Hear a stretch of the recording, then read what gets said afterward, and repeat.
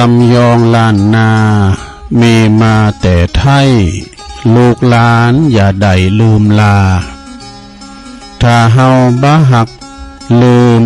ลืมจาแล้วไผในจ้าจักมาสืบถอยขอความนอบน้อมแด่พระรัตนตรัยอันมีพระพุทธพระธรรมพระสงฆ์เป็นสรณะที่พึ่งกราบแนบไต่ไหวสาถวายความเคารพมายังครูบาอาจารย์พระมหาเถรานุเถระตันเจ้าคณะพระสังฆาธิการพระภิกษุสามเณรเจ้าจุโตนจุองค์กูวัดวาอารามพร้อมตึงสำนักที่พักสงฆ์ตัวเนอะ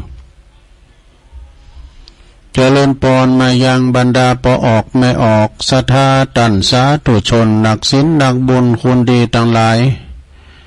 บ่ว่าจะปิ้นปอหลงแม่หลงปอลุงแม่ป่าตั้งปีป่าหน้าเอาอาศรัทธาเตียนจองห้องวัดอยู่ตั้งบ้านตั้งจองเนาะ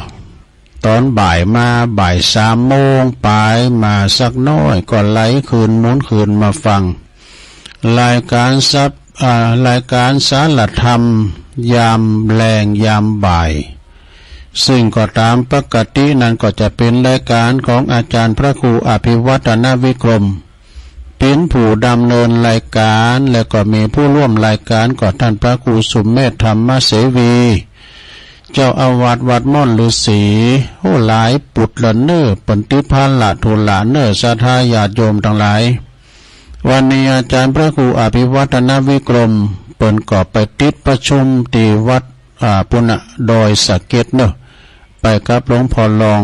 ท่านพระครูสาธุกิจจันนันท์หลวงพ่อก็ไปก็บ่สามารถที่จะมาเข้ารายการได้ก็เลยมอบไม้ถวายเวลาให้ตัวลงมานางนางจาก็ปออกไม่ออกศรัทธาต่างเฝ้าวัด อยู่วัดอยู่ว่าตัวเนาะ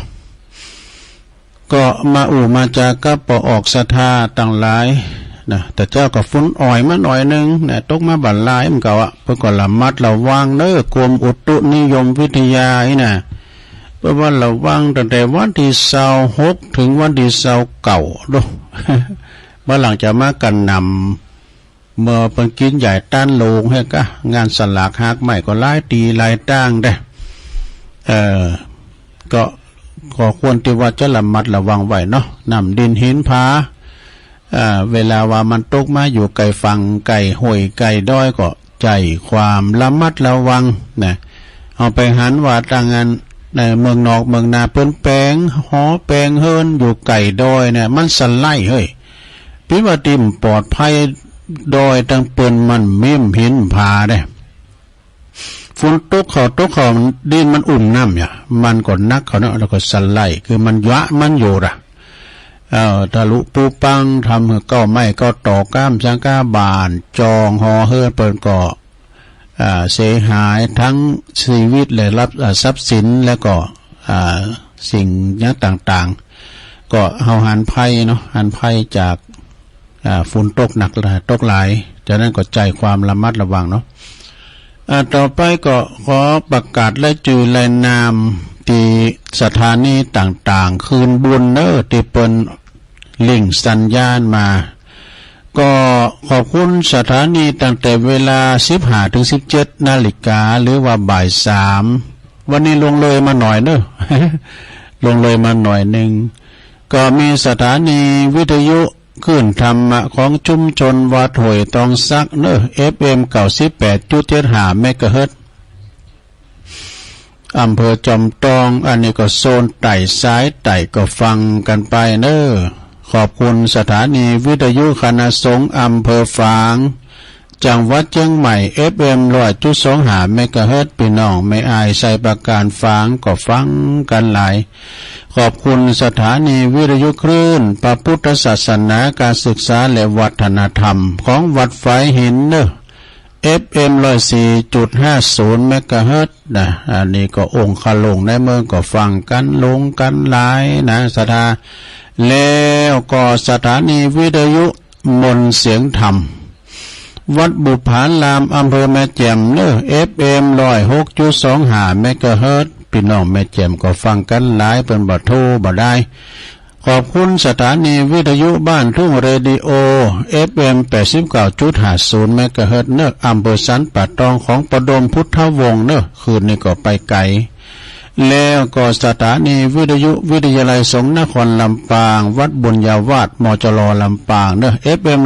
106.50 เมกะเฮิรตซ์นะอันนี้เป็นสถานีคืนบุญต่างๆนะก็ต้องขอบคุณครับ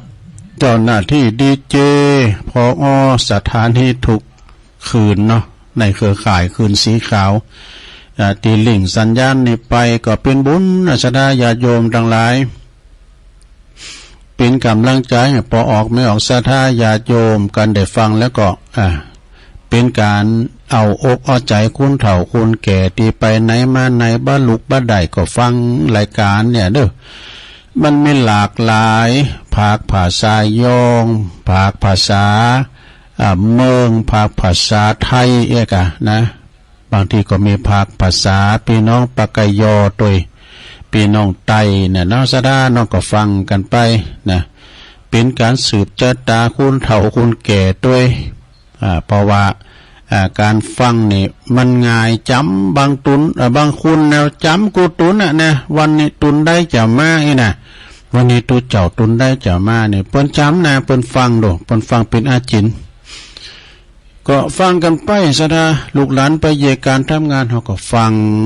งรายการวิทยุที่เปิ้นจัดรายการไปเนาะเพราะว่าเพราะว่าแก่งอมแก่เงากันไปพอทอหลัดทัดก็มีกระขาฟันบั่นแต้งกันเจ็บหูได้ลงนะฟังวิทยุ ก็ฟังกันไปศรัทธาญาติโยมทั้งหลายต่อไปตัวลุงก็เลิงกินเลิงตาลเนาะกินต้านงานปล่อยกูสิ่งกูอย่างก็ดีอยู่ที่จิตที่ใจนะเปิดว่าท่องทุกวันต่างจิตต่างใจทำใจวางเป็นสมาธิแปลว่าตั้งใจมั่นการตองการบนนี่ก็เปิดว่าก่อนตองนะก็กราบไปก่อนนะกราบพระพุทธเจ้าว่าพุทธังสรณังคัจฉามิเมพระพุทธเจ้าเป็นสรณะที่ปึงเนาะกราบครั้งที่สองก็พระธรรมธัมมังสรณังคัจฉามินะเอานึกเอาพระธรรมคำสอนขององค์พระสัมมาสัมพุทธเจ้าเป็นสรณะที่ปึงกราบครั้งที่สามก็สังฆังสรณังคัจฉามินี่เป็นว่านึกถึงคุณของพระสงฆ์องค์สังฆเจ้าเนาะศรัทธาก่อนรับก่อนนอนเนี่ยเป็นว่าตองอิติปิโสสวากขาโตสุปฏิปันโนเนี่ยรับมันถึงรับฟันให้เด้อรับฟันดีรับฟันดีคืนหงนะนอนรับสบายนะแล้วก็นึกถึงนึกถึงอย่างโตนึกถึงบุญกินบุญทานตลอดชีวิตเฮาบัดเดี๋ยวนี้เฮาอายุเท่าแล้ว30 ปี40 ปี50 ปี60 ปีไปสิ่งใดๆในโลกนี้ทำใจให้เป็นบุญกุศลนะที่เฮาทำไว้ตื่นเจ้าสายบ่ายเย็นตื่นเจ้ามาเจ้าสายบ่ายเย็นก่อนรับก่อนนอนก็มันนึกถึงบุญกุศลอันใหญ่ๆนะที่เฮาได้ทำไว้ว่าข้าพระเจ้านายนันนางนันนามสกุลนั้นข้าพเจ้าเนี่ยได้ทำบุญสุนทานได้เคยได้สร้างบุญทานยิ่งใหญ่มาแล้วคือว่าหนึ่งข้าพเจ้าก็ได้ทำบุญทำกุศลได้บวชพระภิกษุสามเณรจำนวนบวช2 ตุน3 ตุนปีเจ้าพาไปไหนเนาะเปิ้นบวชภาคแรงภาคร้อนก็เป็นเจ้าภาพเลยเปิ้นเนี่ยตุน2 ตุนเอาเป็นภาระอานิสงส์เนอะบทคุณเนี่ยนะถ้าว่าบทปิ้นเน้นเนี่ยได้6ได้8กับกับเนี่ยมันจะเหมาะกับไฟแช่ในนรกเนอะกับเนี่ยนะชั่วกับชั่วกันนี่นะถ้าเป็นสวาตุเจ้าได้16กับนะสดาอานิสงส์ของการบวชเนี่ยเปิดถึงบอกไว้นะ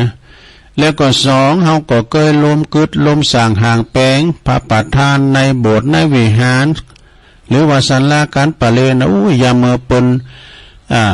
ปิ้นปั่นพระเจ้าตั้นใจก็ไปติวปูนด้วยบนเฮานึกเพียงอย่างนี้นะคือถึงบุญกินบุญทานคืออย่ามาหอเฮาไปหลายตีเนาะเฮาตีเฮาไปสร้างงานพระเจ้าตั้นใจไปหล่อพระเจ้าตั้งใจอย่าวัดมนฤาษีนี่กรรมนี่เนาะแต่ติวปูนกันไปเนี่ยส่งปูนกันไปปูต่อปูแบบกองทัพงูเห่าโธ่ปีตีเนี่ยอิดหูมอยเหรอมนอกมนใจตัวเจ้าขึ้นอยู่บุญบ่เป็นพิศลาเนาะเคยสร้างโบสถ์สร้างพระประธานนะเคยสร้างพระประธานปิ้นตีกาบที่ไหวที่สาของประชาชนทั่วไปที่มาที่ทั้ง4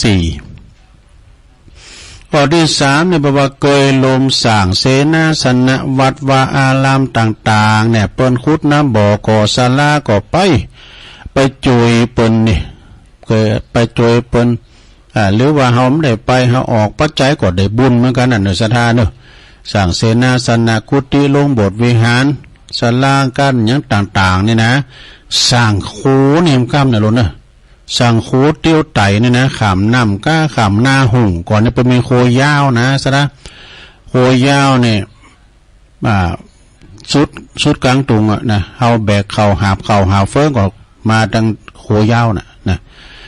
เนี่ยสระญาติโยมเนาะสร้างโคสร้างสะพานนี่ก็ได้บุญได้กุศลสร้างหนทางนี่เรียกว่าสร้างมักกาเนาะสร้างมักกาปนเตียวปนไตอันนี้ก็เป็นบุญเด้อศรัทธานะข้อที่4เนาะเฮาเคยโลมถวายทอดกฐินทานทอดผ้าป่าสามัคคีอันนี้ก็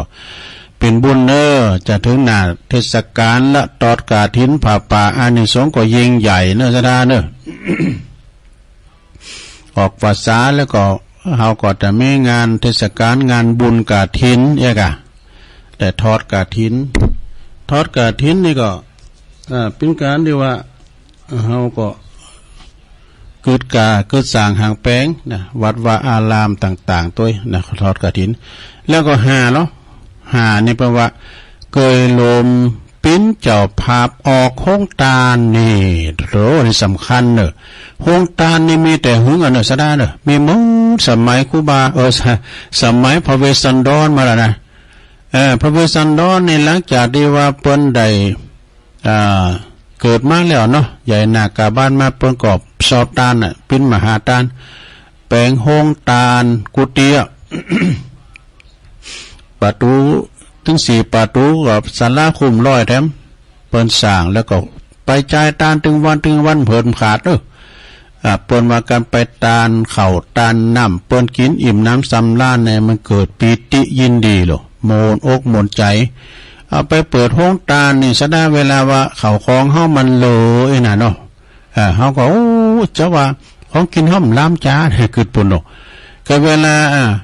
ลามาเสงหมดมันดีใจเปิ้นว่าบุคคลใดก็ตามที่ว่าเอาข้าวน้ำโภชนะอาหารตานข้าวตานอาหารเนี่ยบอกว่าหื้อชีวิตหื้อวิญญาณหื้อกำลังนะซะนะข้าวปลาอาหารหื้อกำลังถ้าว่าเฮาตานเสื้อผ้านุ่งโคบายเนี่ยหื้อผิวพรรณวรรณะผิวพรรณวรรณะพุทธผ่องถ้าว่าตานปฏิเปลี่ยนไฟนะก็คือว่าเป็นการตานตาใสเปล่งแจ้ง เป็นไปอย่างนั้นนะศรัทธาญาติโยมเนาะจากนั้นก็ตานไปข้อที่5แล้วลงเฮาเคยลมปิ้นจอบพาโฮงตานน้ำดื่มโฮงตานอาหารสถานต่างๆและลึกถึงเอาเองนะข้าพเจ้านี่ได้กินได้ตานมาขอเบิกบุญเหรอเหล่านี้มาช่วยเหลือปัจจัยทรัพย์สินบริวารให้สมความปรารถนาโดยเทินนี่อันนี้ก็คือเกิดถึงบุญกินบุญทานนะโลเนอ เกิดถึงบุญกินบุญทานแล้วก็ไปขอโจขอป้อนตุเจ้าเพื่อก็จะปันป้อนเห็นเนาะปดโตป้อนอย่างเลยเนี่ยสาธุป้อนจุงปิ้นของตันเตอน่ะตุเจ้าบางตุนเนี่ยเปิ้นก็ปิ้นตุเจ้าเมืองเนาะเพื่อก็จะวังโหตุนี่ เอวังโหตุอาจารย์ในวันนี้ก็หากว่าเป็นวันดีก็ว่าไปเนาะ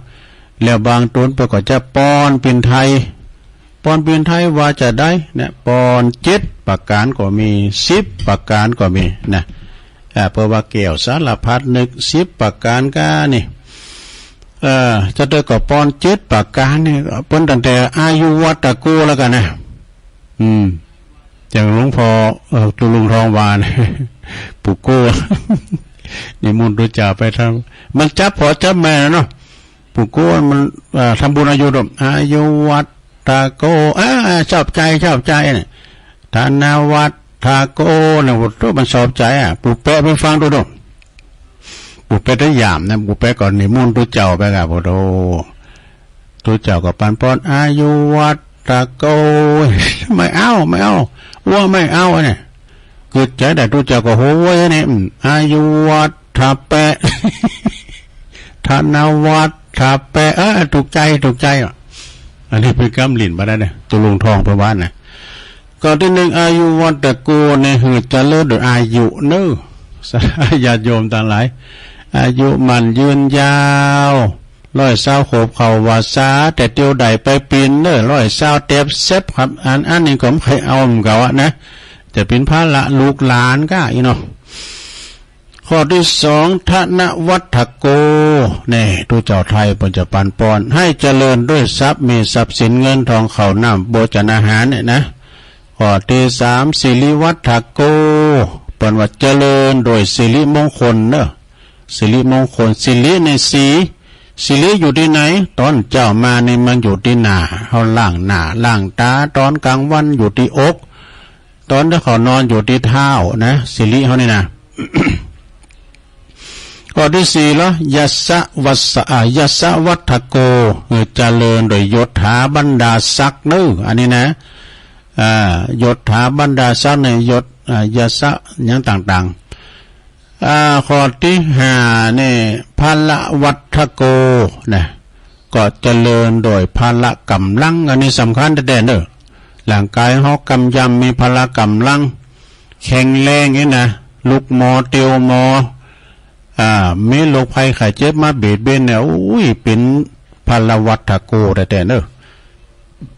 ข้อที่6แล้ววันณวัฏโกคือเจริญโดยวันนะก็คือผิวพรรณวันนะในพุทธผ่องขาวใสสะอาดนี่นะเนาะสดาเนาะสุดท้ายสุขวัฏโกก็คือเจริญโดยความสุขเนอสดาญาติโยมทั้งหลายสุขนั้นก็มีหลายแบบสุขเมืองบุญสุขเมืองคุณสุขเมืองฟ้าสุขไปน่ะคือพระนิพพานใจสุขบางคนนะมีสุขมีเข่าไว้กินสุขมีแผ่นดินไว้อยู่สุขมีกูนอนนำสุขมีเงินมีคำติ้มถุงติ้มไตสุขได้อยู่เฮิรนหลังใหญ่มุงกระดานนี่สุขมีลูกมีหลานมันนางแวดเฝ้านี่น่ะสุขของคุณเราก็หลงฟังธรรมเนี่ยนี่ คุณหนุ่มผมเจอฟัง สุขของคุณเฒ่านี่นะอาบน้ำฟังธรรมไปได้ลงเฮ้ยเอามันไปเป็นวันนะตอนนี้ไปตุลุงจ๋านี่มาเล่าแท้หมดนี่เรื่องวัดเรื่องว่าเนาะเรื่องวัดเรื่องว่านี่ก็คือวัดต้องพัฒนาเป็นโรงน้ำใจโรงนะอย่างนะ1วัดเป็นโรงธรรมนี่ก็คือวัดเป็นโรงธรรมก็คือเป็นวัดที่สั่งสอนธรรมะเองกันเนาะมีไปฟังเทศฟังธรรมปุ่นที่วัดปุ่นนี่ก็เป็นที่สั่งสอนธรรมะมีการที่ว่าไปปฏิบัติธรรมกันเนี่ยมีกิจกรรมต่างๆนี่กันเนาะแล้วก็วัดจะเป็นวัดลงธรรมในวัดเป็นโรงทึมนี่เป็นจะฮืดวัดเป็นที่สวดศพเนี่ยแล้วก็เป็นที่เก็บศพมันถึงไปหาหนอซะนะ คุณเฮาเนี่ยเดี๋ยวนี้บ้านจองหอเฮิรนเดี๋ยวนี้มันตีติ้มไปหมดสถานมาคือเพราะว่าปอตายก็ดีแม่ตายก็ดีแล้วคุณเพิ่นจะมาหลายแล้วคุณแต่ไปอยู่ที่ไหนรถจะไปจอดที่ไหนเพราะฉะนั้นจึงเอาวัดเป็นติดตั้งเนอะวัดเปิ้นกว้างเปิ้นขวางมีสะดวกสบายกูสิ่งกูอย่างห้องน้ำห้องสุขาเป็นเต้นเป็นศาลาก็กว้างขวางโต๊ะตั้งเก้าอี้มานั่งพร้อมเนาะสถาต ตัวลุงก็เคยไปเมื่อไหร่ที่ปนวัดอารันสวัสดิวัดอันจะวัดมานี่นะวัดที่อื่นบนนะกลางคืนเนี่ยเปิ้นสวดเปิ้นเตเสร็จพิธีแล้วเปิ้นปิดตู้วัดหมดแล้วหลงเปิ้นแผ่นได้เข้าเปิ้นปิดนำพวกเจ้าก็มาเปิดทั้งนี้นี่กะวัดเนี่ยเป็นปิ่นติเก็บศพกาสวดศพกาอย่างต่างๆเนี่ยตู้เจ้าก็ไม่ได้นิมนต์ไก่เนี่ยง่ายเดินเปิ้นเดินเฮามันต้องไปไก่บ่ลุงโฮมาก็สวดเลยกุศลธรรมากุศลธรรมาก็เทศน้ำเทศธรรมไปกะรถวัดเป็นโรงทึมนะคือวัดปิ่นติสวดศพ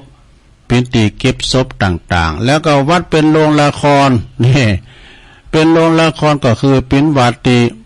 ท่านเธอก็มีหนังมีโรงละครอย่างตุลุงไกวาน่ะ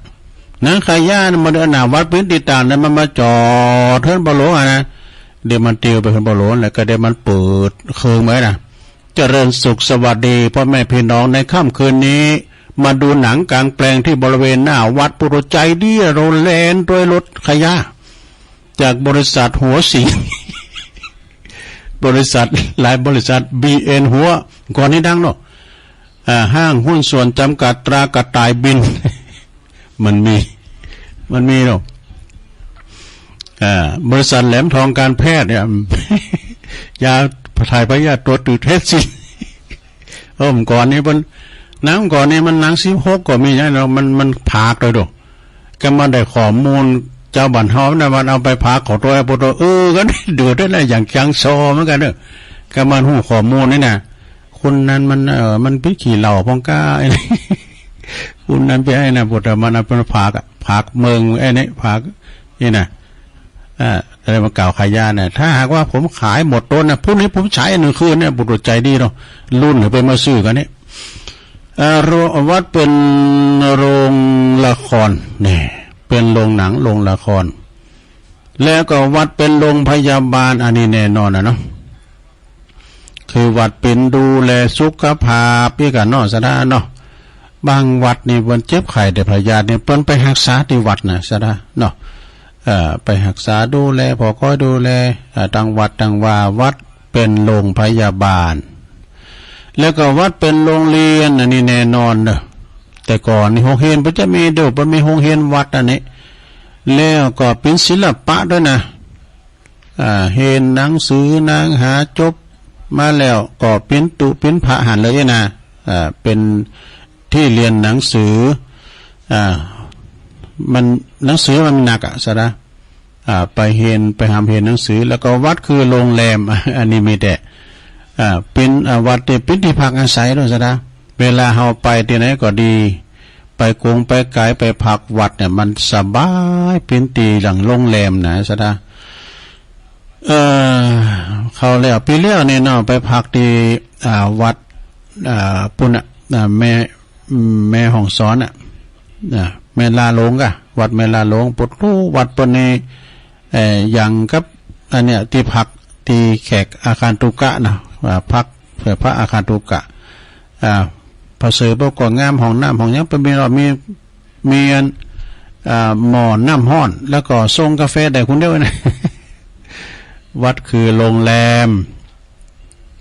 แล้วก็วัดเป็นโรงงานนะวัดเป็นโรงงานก็แต้กันเนาะวัดในเป็นตีฝึกฝีมือแก่พันเนนนะสดาญาโยมว่าจะกับฝึกกับฝีมือเป็นสั่งนะฝึกพระศิลปะแม่ไม้มวยไทยมันก่อนนะบ้านดูเห็นนักมวยกับศิลปะป้องกันตัวเนี่ยก็มาจากวัดจากวานั่นแล้วสดาเป็นสั่งไม้ก้าสั่งปูนก้าเนี่ยจางจบจากตั้งวัดตั้งว่าออกมาในงานบัตรตกแน่นอนเนี่ยเพราะว่าที่นี่ก็เหมือนกันนะสะนะหลวงพ่อเป็นสลายแต่เวลาแป้งอันนี้ก็เอาเน้นเข้ามานี่เอา3 กระเบ็ดนี่น่ะตัวลุงยังหูยากหรอกแล้วก็แป้งสัตตพันแป้งเนี่ยได้หมดสะนะอันนี้ก็คือวัดเนี่ยแล้วก็วัดเนี่ยมันยังแค่ในวัดเป็นมีแถมที่แม่เพนจังวากูเตอนะเอาเก่าวัดได้เก้าน้าลองวาได้อยู่เหมือนกันเชิญร่วมทำบุญ9 วัดเพื่อความเป็นสิริมงคลนี่วัดที่1ในวัดอย่างวัดความคิดนี่วัดใจฮะนะวัดความคิด คือวัดความคิดเฮาคิดให้หรือว่าคิดดีนี่วัดความคิดเฮานะลองวัดพอล้อความคิดเฮาเอาคิดดีก็คือถึงบุญกินบุญทานอย่างเฮาสร้างโบสถ์สร้างวิหารอย่างตุลุงวามเจ้านะคือถึงบุญกินบุญทานเฮาสองวัดความดีว่าเคยมีดีลืมไม่นี่นะสะท้าเฮามีดีก่อนน่ะก็มีดีเมื่อกันก็ดูกันมีก็ตายมีดีเมื่อกันบ่ล่ะแล้วก็สามวัดความดันนี่ความดันสูงความดันต่ำไม่นะความดันนี่ก็สำคัญเด้อสะท้าเด้อการมาสูงล่ำไปก็บ่ได้นะสะท้าปนมอกสอปอสมควรเนี่ยเต็มน้ำไปก็ไม่ได้นะความดันเต็มเนี่ยขึ้นยากนะแต่ว่าความดันสูงนี่ลุงไงนะประวัตินะความดันนี่สำคัญลงความดันขึ้นก็คือว่าหมายความว่าอารมณ์ห่ำจ้อยนะสักเดือก็ความดันขึ้น พายุขึ้นเนี่ยนะประวัติข้อที่สี่วัดความจำนี่ว่ามันยังจำได้ดีหรือไม่แล้วมันก็ลืมไปเป็นพันธรรมดาเนี่ยสะท้าสมองเขานี่มันจะติ่มแล้วมันฝ่อไปเหนียเขียวเขานี่สะท้าฟันน่ะทันตะนี่นะเขาเถ่าไม้น่ะเขียวมันจะห่างไปดอกมันจะห่างอย่างไรนะมันหลอนด้วย ฟันนี่นะมันก็หลอนด้วยไปนะสะท้ากินของเกี่ยวของหยาเนี่ยมันหนึ่งลาบมันขึ้นหมด สุมาเลยแกงบอนกับสมานะแกงบอนเนาะไม่อันกินยำภาพยนตร์ก็เนี่ยมันก็ได้แล้วยำหนังก็มันก่อนเนี่ยนะสะดาวัดนั้นความจำเนาะวัดความจำได้ไม่โหเนี่ยมันขี้ลืมนะตุลุงนี่ถามว่าอันพิษเนี่ยนะมันต้องตกใจเด้อมันเป็นวัยยะของตุลุงนะชอบเตอก็เดี๋ยวจัดต่อเนี่ยก็ท่านมหาเสาแก้วเนยแล้วเต็มใจจะกล้าก็คือว่าวันเสาร์เป็นวันใจจะกล้าเป็นวันติดกับท่านอาจารย์วันนัชชัยชัยยานันโทชอบเตอเนี่ยเตียวมาทั้งอย่างมาถึงเดือนห้องส่งลืมมาแล้วนั่นมาดึงไขเข่าไขออกนะก็เดี๋ยวเตียวไปต่างลักใหม่แต่เขาลืมกรรมทำมานี่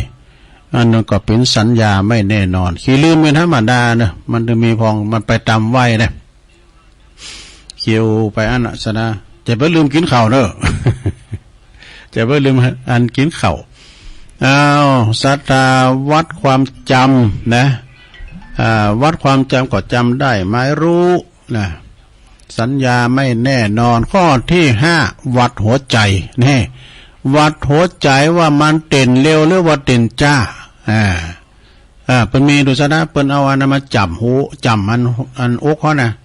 แล้วประเดี๋ยวก็จะจับสีประจรจับที่เขียนเตียนคอมือหันที่หมอนะชีพจรเต้นช้าไปหน่อย หมอหัวใจนี่สำคัญเนี่ยสดาปิ้นปั๊มโมของร่างกายนะหัวใจนะมันจะสูบฉีดเลยนะการหัวใจบัดติ่นนี่นะได้สะท้าบัดเดือนนี้ซ้ำประตูเทคโนโลยีคุณหมอข้อนี่แน่แต่นะเป็นหัวใจก็ได้นะสะท้าเป็นหัวใจใบพัดเป็นตับเป็นไตเป็นแกนตาเป็นได้หมดอะสะท้าตัวลุงก็ไม่เคยเป็นโหได้นะเป็นโหก็ตายเด็ดคอเอาโหใหม่มาใส่นะผมได้แล้วก็วัดสายตาสั้นหรือว่าสายตายาวเนอะลงเนอะสายตานี่นะอย่างตัวลุงในกันว่ามีแว่นตาเนี่ยมันได้เด้อต้องใส่แว่นตาก็อ่านธรรมมาได้นะลงเนอะมันไปตามไว้นะมันไปตามไว้พอไก่แต่พอไก่นี่ก็พอดีอยู่อันนี้ก็คือวัดสายตาเนาะแล้วก็วัดสังขารแล้วขอที่7แล้วเจ้าขอที่6วัดสายตาขอที่7วัดสังขารว่า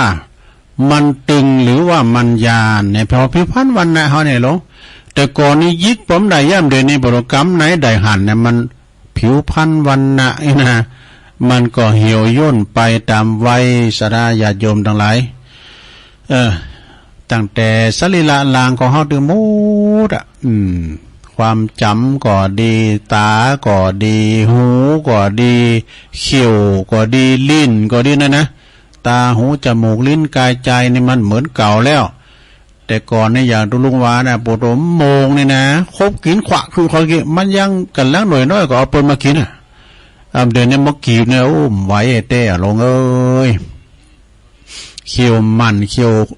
นโค้งโดมเฟิ่นพรแต่เดี๋ยวนี้โหคาราบาวลุยไฟก็เอามันได้แล้วอ่ะ ก็ฉะนั้นก็จะได้ร่างกายของคุณเฮานี่ไว้ดิ่งดูลุงเขาได้ไว้ดิ่งจะดูก็กระเบนบอกไฟมันจะดิ่งโหลุงแล้ว เนาะไปตามไว้เนอศรัทธามันว่าไผอ่ะนะตึงยิงตึงใจเท่าแก่บ้าเลิกเพชรบ้าเลิกไวตัวบ้าเลิกว่าโอ้อันนั้นเป็นปิ้นตูเจ้าอันนั้นเป็นปิ้นพระปิ้นเนเนี่ยมันเลิกอ่ะนะความเฒ่าความแก่หรือว่าภัยเงียบก็คือความชรา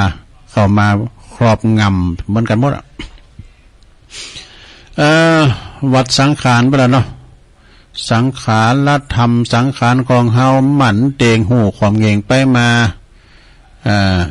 อย่างอาจารย์พระมหาสมชาติเปิ้นเตตแต่คืนเนี่ยเนาะเปิ้นออกรายการน่ะแม่เนี่ยก็แม่คำมาไอ้กะมโนวงศ์เนี่ยก็ไปกินเป็ดตานกันอยู่ตลอดไปกินสันลาก็ไปเมืองฝางก็ไปอยู่ดีกินได้ไปเห็นแล้วอย่างนะซะนะปันปีนอันนี่จังบ้าหมันบ้าเตงในสังขารนี่นะซะนะเนาะเปิ้นถึงว่าเนาะสังขารละธรรมมันจะมีการแตกมั่งไปเป็นธรรมดาอยากดีมีจนคนรวยคนบ่รวยเวลาถึงข้าวไปเหมือนกันหมดแม้แต่ว่าปิ้นพระปิ้นเนนเนี่ยเมื่อถึงข้าวก็มรณะกรรมมรณะภาพกันไป เจ้าสายบ่ายเย็นเนี่ยเปิ้นถึงว่าแต่บทหนึ่งประวามเนี่ยก็คุณตุกคุณหายอีกอะ เปิ้นว่าคุณตุกคุณจนคุณดีคุณหายก่อตายหมดใหม่พินดินแม่แต่ตุเจ้า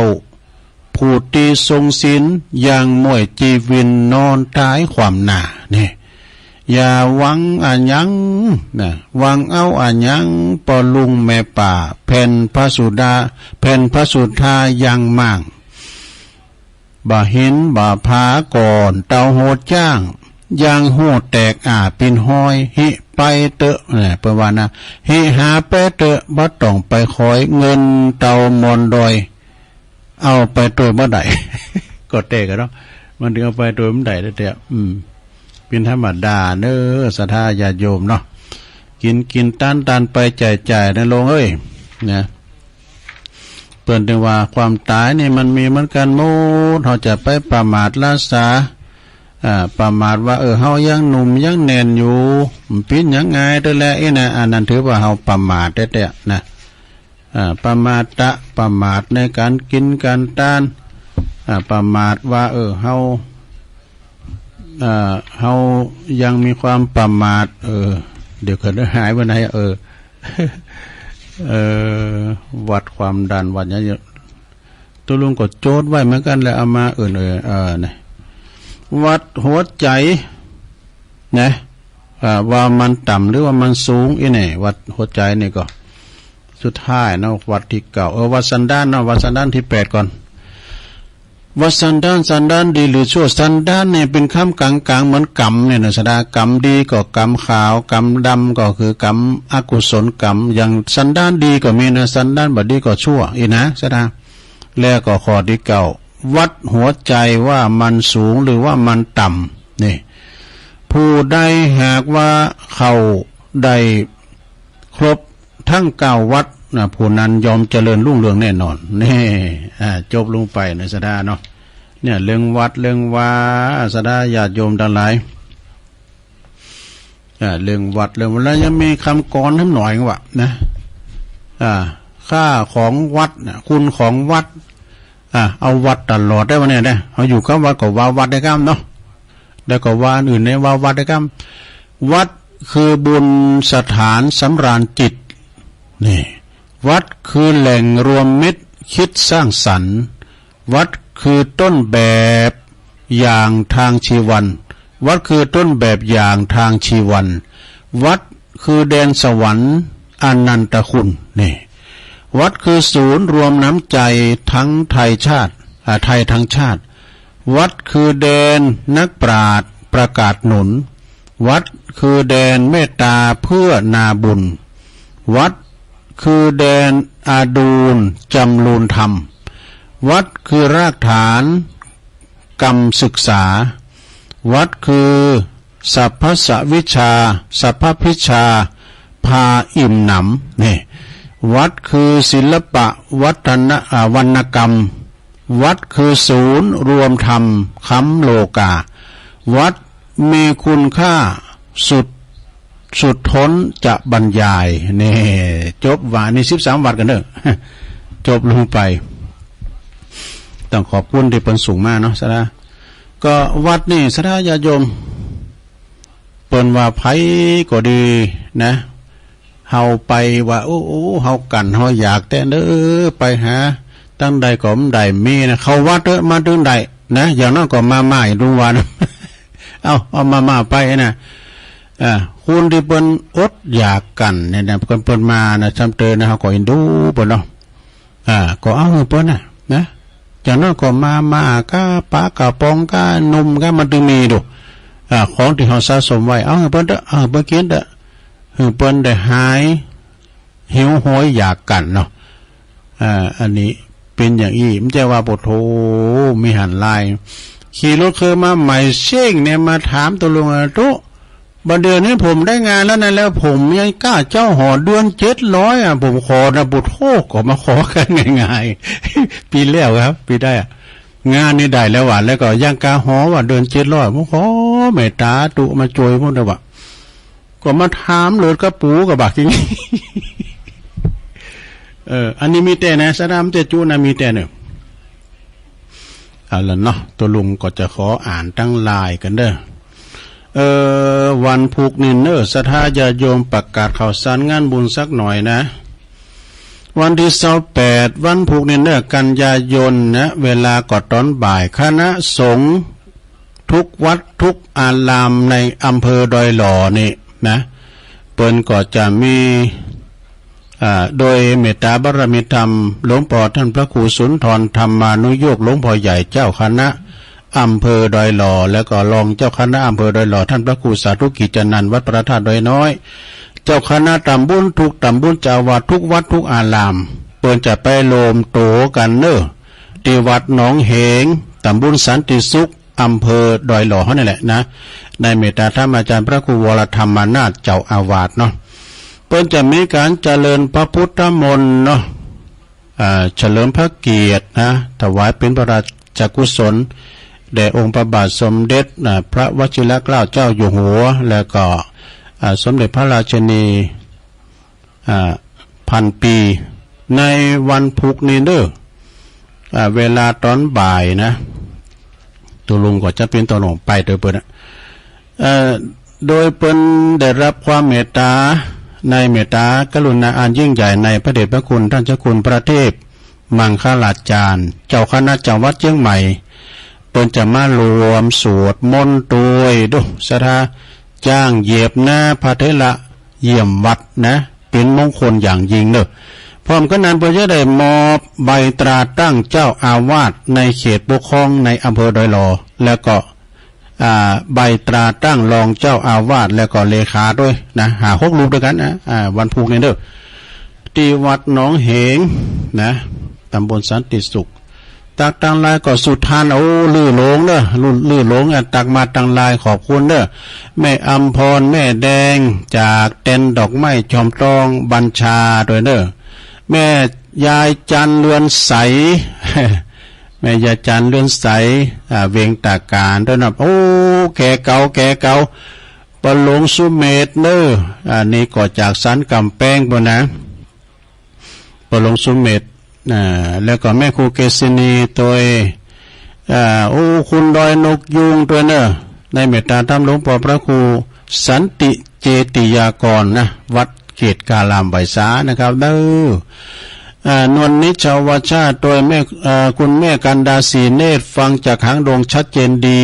นะคุณแม่สิรินทิพย์บุญเลิศจากกทมยงยุทธ เชี่ยวชาญชายว่าใจยงยุทธมณีวันกราบไหว้สาฟังอยู่ที่บ่อแหวลำปางโอ้ดีละแม่มลดีเนอะแม่มลดีมโถเล่นสุกจะดีอ่ะใจนั้นแม่มลดีอันนั้นแม่สุแก้วเป็นรักกัญญากันเนาะโดนหัดหนักได้กับมาตักคิวบนพิษอ่ะอันนี้แม่มลดีนี่เป็นอยู่นี่อยู่อันพุทธนิมิตเนาะฟังอยู่นะโอ้แม่ครูเพลินพิษทิพย์เนอะจากบ้านแป้นกับเจริญพรแม่ครูเนอะชมแม่จงดีคุณแม่จงดีเชื้อกันทาเนอะแล้วก็โยมนาชากาแฟด้วยนะโยมยุพินหอมมาลาปีน้อยจากบ้านแม่โยกด้วยเนอะกลางเวียงเจียงใหม่สันละกลางแม่เดือนเพนทิมหว่างฟังอยู่เจ้าโอ้เอาละพอละตึกเนี้ยตอนนี้ไปก็จะเป็นบรรยากาศแล้วก็สระใครจะโทรมาหนาไม่ก็โทรมาที่เบอร์0899556506ลองโทรกันเข้ามาดูแน่ฟังกันพอก0899556506เนี่ยวันพุธเจ้านี่ก็รายการตามปกติตุลุงเนอะในวันในวันพุธนี่นะวันพุธนี้ก็ออกตามปกติตี3เจริญปอนภาษาเจ้าตุลุงแม่พิมพ์มาเจ้าแม่พิมพ์บันป่าแดดเนาะบันป่าแดดต้นใจเจ้าฟังดีเนาะชัดเจนเนาะยินดีแม่พิมพ์นางๆเด้อเจ้าเจ้าวันที่8เราจะคิดสลากเนาะเจริญปอนเจ้าไว้สาเจ้าตัวลุงตอนนี้ตั้งได้สมบูรณ์บรรลัยศิลาทองนะเจ้าแม่สมบูรณ์เนาะเจ้าให้กำลังใจตัวลุงเนอะเสียงเจนจัดดีฟังบุญญาวาสเนาะเจ้าบุญญาวาสศิลาทองตัวลุงฝนตกก็เจ้าอ่อยมาหน่อยเดี๋ยวนี้หายไปเหรอเดี๋ยวนี้ก็ยังบดอยู่นะอันนี้บัดตอนเนี่ยก็ลงมาบ้านหดถึงเสาเก่าเด้อบนวานะเจ้ายินดีแม่สมบูรณ์นะแม่เด้อเจ้าไว้สาโตพี่น้องลำปางด้วยกันเนาะ0899556506เจริญปอนพระพิชาเจ้าทุลุงโอ้พี่น้องหลายปิ้งแม่หลงสายฝนมาแล้วได้จังหวะทุลุงข้างนอกของคุณยาทุลุงเอ้ยโอ้ปีนี้อยู่ที่มิสุกะพวกหลวงเพิ่นก็ค่าสบายเป็นเดือนป่านี่โอ้ปีนี้ใจดูแลกันไปเนาะเจ้าน้องตะขาได้ฟังทุลุงเมื่อเจ้าก็ไม่ได้ฟังเป็นน้องยาก็ทุลุงแต่กันเนาะปีนี้เราอยู่ที่มิสุกแล้วเนาะจ้าเดี๋ยวนี้มาบ้านละดีแล้วฝากพ่อก็ดูแลกันไปเนาะนะคะยินดีแม่ลุงเด้อกำลังใจทุกลุงน้องผ่าขาวเนาะวามซื่อในเปิดกินสลาคุณติ้มวัดรุ่นวัดนะเจริญปอนเจริญปอนติดแล้วไว้จ๋าเข้าข้างไว้จ๋าปอนลำวิเชียนครับผมลำวิเชียนปอนลำเชียนให้หน่อยล่ะปอนลำเชียนพยายามแล้วเก็บเดียวเลยพยายามแล้วเก็บเดียวท่านเอาหน่อยเดียวแล้วกันมันเป็นการนั้นขอเตือนใจวงใยพี่น้องที่มานั่งซ้องมากไม่หลายตาตัวข้ามอนน้อยเอาด้วยไข่จ้าคนเขาเกิดมาต้องจ่ายทางแม่บอกว่าหญิงใจอยู่ในโลกมากทุกจนคนมีก็แล้วเขาจะต้องตายวามวายกัดแล้วแต่กับตั้งตามาจะไม่คนนั้นตายกันบนนักหนาตายโลกสลาตายแก่ตายเอาตายธรรมดามาแต่เก้าเงาก็เหมือนคนเขาเดี๋ยวนี้แต่ก้นมาหลังไข่ปันบอกยีตามเพิ่งเล่าอู้ฟังความจริงนั้นมันตายเหมือนกันเมินนานคนเดียวเจ้าอันยุคปัจจุบันคนอายุสั้นตายกันถึงวันหมดแล้วอันพ้องตายหงตายลงน้ำพ้องเกี่ยวฟันมัดคอพ้องตายในท้องมารดาแม่หนอพ้องตายแขวนคอห้อยคือตึงยัง มันปนดีกว่าบ่มีดังเติ้งแต่พูดโมโมของลิ้นทุเรศเหลือใจคนสมัยนี้สั่งมันวันด้วยปัญญาตายกันเฮียเบ้อสังเวชนั่นแหละพ่อตายกินยาเฮียตามตายเนี่ยไปถามกันเฮียก็ได้โอ้ยินดีบลามเด้อบลามซีนเนาะก็ขาหนองโบตาตุ่มเจริญปอนสาเจ้าตุลงนานอุ้ยอินเนาะเมษาซัมเมอร์ดีก็ดีเมษาคงเป็นขนมไปวัดประพุกเนาะไปตามเขาพุกแม่น่ะผู้ไปห่างวันดาแล้วเนาะยินดีเด้อเจ้าตู0899555656แต่กับพรุ่งนี้วันดาแล้วเนอะวันหอวันเหน็บนะเจริญปอนเจ้าแม่น้อยตาโทษอ่ะพี่น้องลำปางมาแล้วฝนตกอ่ะต้มหน่อยเดียวต้มหลายหรอต้มหน่อยเดียวแม่เดี๋ยวนี้เปลี่ยนได้แล้วนี่ต้มให้เดียวนี่ก็หมดเนี่ยสาวดูสาวเก่านั่นแหละว่างนะมาทำงานให้ก้าไปจะกินสลัดหักใหม่กันเนี่ย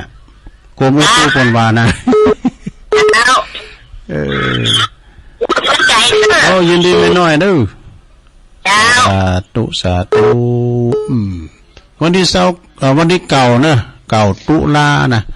คณะพระสงฆ์จัดรายการตลอดถึงศรัทธาญาติโยมก็จะไปทำบุญไหว้อาลัยหรือว่าไปไหว้ศพหลวงปู่เนอะวัดบุญญาวาสวันที่เก่าตุลาเจริญปอนเจ้าพระเจ้าตุลุงแม่สุธานะเจ้าแม่สุธากำลังเจ็ดตองเตรียมห่อขนมถูกพวกนี้ในห่อก็ได้เนาะโตเจ้า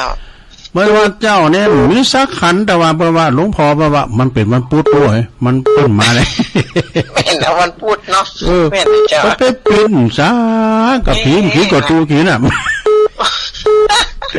โอ้ว่าคนถูกวันพุธอีกผีเนี่ยเนาะก็รู้เจ้าก็วางโหตุเราไปแล้วมันวันดีหมดละวางโหตุอาจารย์ในวันนี้ก็เป็นวันดีเคยนะจ้ะ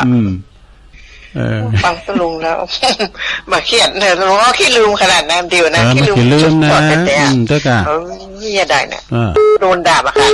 นะกะมันโอ้ปั่มเป๋อสัญญาไม่แน่นอนโอ้ตาสีดยาเนี่ยตาตลุงแต่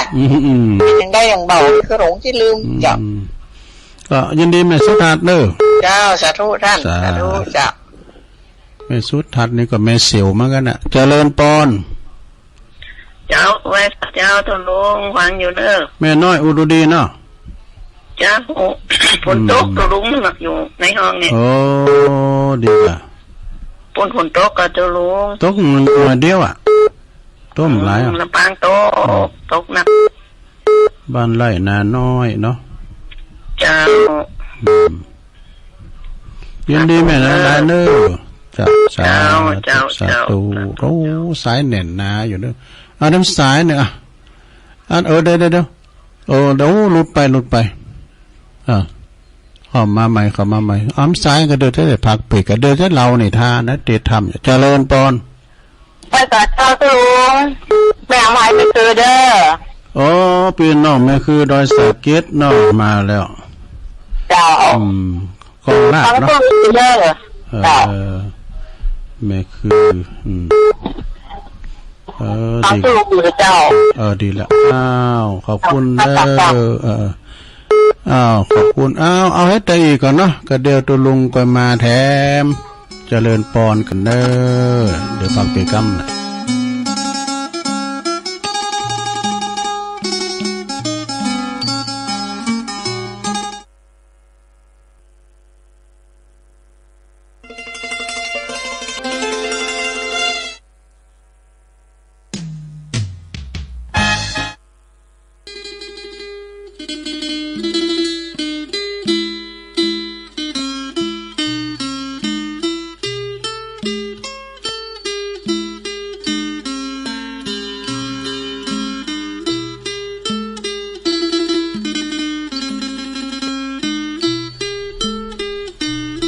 เอาแล้วศรัทธาญาติโยมตั้งหลายเจริญปอนช่วงที่2สุดท้ายเนาะ ขณะนี้ตันตังหลายกำลังหับฟังรายการสารธรรมยามแรงยามบ่ายซึ่งตามปกตินั้นก็จะเป็นรายการของอาจารย์พระครูอภิวัฒนวิกรมเปิ้นก็จะมาเข้ารายการแล้วก็ผู้ร่วมรายการก็ในเมตตาธรรมอาจารย์พระครูสุเมธธรรมเสวีเปิดจะมาอู่กันปัญหาอย่างต่างๆนี่กันนะแต่สืบเนื่องจากว่าวันนี้เนี่ยอาจารย์พระครูอภิวัฒนวิกรมซึ่งเป็นเลขารองเจ้าคณะอำเภอเป็นเลขาหลวงพ่อพระครูสาธุกิจจันทร์นั้นไป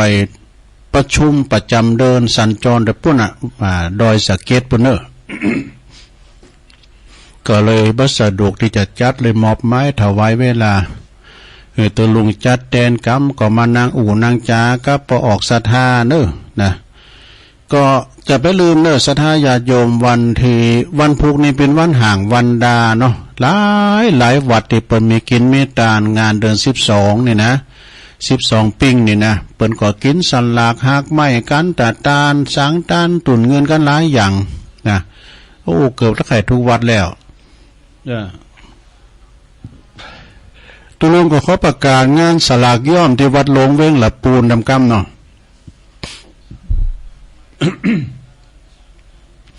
งานสลากย่อมวัดหลวงเว้งหลับปูนในเปิ้นจัดกุปีเนอะผู้ว่าราชการจังหวัดเปิ้นมาเปิดงานกันนะเป็นตีท่องเที่ยวเหมือนกันเนอะศรัทธาญาติโยมก็หลายโดยเมตตาบารมีตามหลวงพ่อพระครูสมมาเดในเมตตาบารมีธรรมพระเดชพระคุณท่านเจ้าคุณพระเทพรัตนนายกเจ้าคณะจังหวัดลำพูนเจ้าอาวาสวัดพระธาตุลิปุนชัยวรมหาวิหารพร้อมกับคณะศรัทธาเนาะเจ้าสมณศรัทธาตุเจ้ามีพิซองปั้นบุญนาศรัทธาเนาะไปกินบัตตานกันเด้อวันพุกนี่ก็วันห่างวันดาแต่เปิ้นมีถึงวันนะเปิ้นมีซอเลยวันแต่เปิ้นก็เดินปิ้งนี่กับวันที่20เก่าเนี่ยเด้อศรัทธาหลายวัดหลายวาดตุลุงก็20เก่าก็ไปเหมือนกันนะไปไหนดูไปวัดอรัญญาวาสก็ดงเป่าหวายเปิ้นก็สลากเหมือนกันเด้อพาเลขาเปิ้นจดให้ตุลุงไปหันนี่นะจัดเน้นเขาไปตานกันเป็นวัดเน้นมันหลายนะไม่เป็นชิปเลยเนาะก็ปล่อยเขาไปพองเพราะว่าเขาเห็นหนังสือ ฉะนั้นก็มีกินไม่ตานไหนก็ไปเนอะศรัทธาญาติโยมเนาะกินตานติดไหนก็ไปกันนะต่อไปนี่ศรัทธาญาติโยมตุลุงก็เอานี่มาเล่ากันเนอะนิทานนิทานมาในชาดกก็ลองฟังพอเนอะก็เดี๋ยวก็จะยิบยกเอาพอก็มีเวลาก็จะเต็ดนำเต็ดทำกันไปศรัทธาเอาทำมาเอานิทานมาสักเลิง2เลิงก่อนเนอะตอนนี้ไปตุลุงจะเล่านิทาน2เลิงโดยกันเลิงแรกนั้นก็พอยาวแต่เลิงที่2จะยาวหน่อยเลิงแรกนั้นนิทานนี้มีชื่อเลิงว่าลามมานพนะหรือว่ารามมานพนี่แปลว่าชายหนุ่มนะแปลว่าประจายที่เป็นหนุ่มอยู่นะเป็นบ่าวลำฉกันนี่กะยังมีนิทานอีกเรื่องหนึ่งที่เป็นคุณเล่งบิดามารดาเล่งปอเล่งแม่นะแล้วก็คุณปอคุณแม่มีหนักไม่หลายเวลาลูกตกทุกข์ได้ยากอยู่ในห่วงอันตรายแล้วก็บุญปอบุญแม่ไปช่วยก้ำได้นะกีละดังได้ยินมาว่ายังมีมานพผู้หนึ่งมีชื่อว่าลามมานพนะอยู่ในเมืองปาลาณสีเนี่ยเมืองปาลาณสีนี่กูกำนั้นเป็นนครใหญ่โลเป็นมหานครใหญ่เป็นคุณเล่งปอเล่งแม่วะนะลามมานพนี่นะเป็นลูกที่มีความกตัญญูพอปอเล่งแม่บ่ให้ตกทุกข์ได้ยากหาข้าวหาปลาอาหารข้าวน้ำทุก3ขับในการละลงเลยมานพนั้นก็ลาปอลาแม่จะออกไปสู่เมืองกุมภาวดีเพิ่นจะไปเมืองกุมภาวดีนะลาปอลาแม่แล้วเปิดประสงค์ที่จะไปก้าขายเล่งชีพเนี่ยไปทำมาก้าขายเนาะเมื่อครั้นเมืองนั้นเนี่ยเป็นเมืองที่อันตรายว่ะชิบหายโดยฝนตกหนักเนี่ยน้ำห้วยน้ำนองหลากหลายเป็นเมืองที่อันตรายเป็นเขตสีแดงนะลามามานพก็ไปตกตีห่วงอันตรายนะแล้วลึกถึงคุณปอคุณแม่ว่ะ คุณพ่อคุณแม่คุณพาคุณเจ้าคุณครูบาอาจารย์มาช่วยลูกเด้อบัดนี้ลูกตกอยู่ในห่วงอันตรายนึกถึงคุณปิตามารดาคุณปอ21คุณแม่12ฝ่ายเทพยดาตั้งหลายวะก็ปามานพปามานพนั้นออกเสียจากเมืองนั้นออกเสียจากเมืองนั้นเมืองกุมภวดีออกจากเมืองนั้นถึงก็ไปถึงนั้นถึงปอออกจากเมืองนั้นแล้วก็ไปสูงเทพยดาก็ไปสูงแห่งปิดามารดาที่เมืองปาราณสีโอ้หมายความว่าก็กลุ่มลุ่มลาเอาใจหนุ่มเนี่ยปิกมาอยู่กับปอกับแม่วะเนาะที่เมืองปาราณสีนี่นะลามานพได้ป้นภัยในครั้งนี้ก็โดยอันพ้นเล่งปอเล่งแม่เล่งบิดามารดาวะเพราะฉะนั้น เฮาตันทั้งหลายที่เกิดมาเนาะควรที่จะเล่งปอเล่งแม่เป็นสุขทุกวิธีวาลาตรีตลาบจนถึง2 ฐานเปอร์เซ็นต์อายุไขไปและก็จะเป็นความกตัญญูดีจบเรื่องนี้เป็นเรื่องเส้นจบไปเล่งปอเล่งแม่ลงศรัทธาคุณปอคุณแม่เล่งปอเล่งแม่เฮามันคือยามมือหอดเนาะเปิ้นจะอยู่ศาสนาเฮาแต่เนาะตีอันเฮาในหันในเฟซในข่าวหมอนั้นเนี่ยเปิ้นนี้ก่อนนี้เปิ้นนี้ตายจากบ้านจากเมืองเนาะเจ้าโลหิงญาก็ยังเป็นหงปอเป็นหงแม่ปอก็เฒ่าแม่ก็ชราเนาะคือไหนได้ไหนเนาะเปิ้นนี้ตายกันเฮาก็ตรงนี้เป็นหงปอหงแม่เอาปออยู่ในบุงในหับปออยู่ภาคนึงแม่อยู่ภาคหาบได้12 วันว่ะดู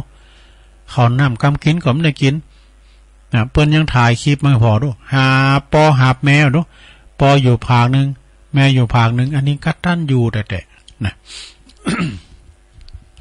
คุณปอคุณแม่มีหนักมีหลายเอาทั้งเรื่องนี่แหละลงเด้อเรื่องนี้ก็ค่อนข้างที่จะยาวหน่อยนะนิทานเรื่องอุบาสกเลี้ยงมารดาอุบาสกนั้นมีชื่อว่านันทบัณฑิตนี่เลี้ยงปิตามารดา นันทบัณฑิตนี่ก็เป็นมนุษย์เป็นการชายหนุ่มนะยังมีนิทานอีกเรื่องหนึ่งกิละดังได้ฟังมาว่ายังมีอุบาสกผู้หนึ่งนะลงเนอะยังมีอุบาสกปอใจหนุ่มคนหนึ่งอยู่ในเมืองสาวัตถีนี่มีชื่อว่านันทบัณฑิตขั้นปิตาหรือว่าบิดาหรือว่าปอเนี่ยเปิ้นตายไปก่อนแล้วนะตั้งนันทบัณฑิตนี่ก็เลี้ยงมารดาเลี้ยงแต่แม่มาโดยตลอดบ่หือแม่มีความลำบากยากแค้นหยังแม่มีความสุขสิ้นกาลนานนะแม่หรือว่ามารดานี่ก็จึงมีความสงสารเอ็นดูบุตรเอ็นดูลูกของตัวเก่าว่าทำงานงกเงินแต่ก็ทำงานเพียงผู้เดียวใครคือกูมันมีนะก็เลยสอหาลูกไปคือหน่อยนะมารดาก็จึงไปหาภรรยาสอหาลูกไปสอหาภรรยาหือบุตรเปิดเป็น2 คุณ โสปุตโตฝ่ายบุตรหลังจากที่เมสอหาภรรยามาหือแล้วก็สอนภรรยาสอนเมสั่งสอนเมหือเมอุปถากอุปถัมภ์เลี้ยงมารดาของตน เลี้ยงแม่โพดีๆเอกนะทำนองนั้นแล้วก็ทำเมประกอบทำตามเลี้ยงแม่โพอย่างมาแม้แต่เฮิงเมื่อนานเลี้ยงแม่โพมาเป็นอย่างดี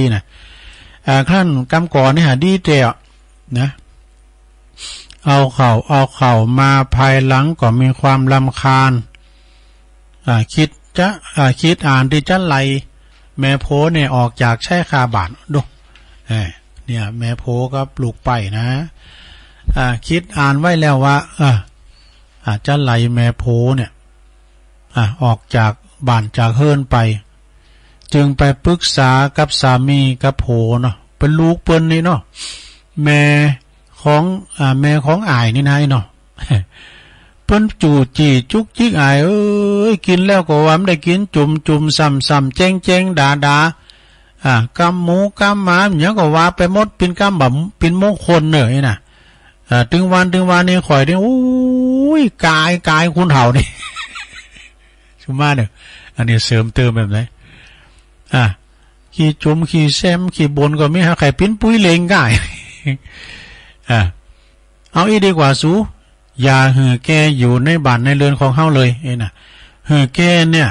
ไปตามยถากรรมของแกเถิดดีกว่าดูเอาไปปรึกษาลูกปนเนาะตังสุตวาสามีโกฝ่ายสามีได้ฟังภรรยาหรือว่าเมกล่าวดังนั้น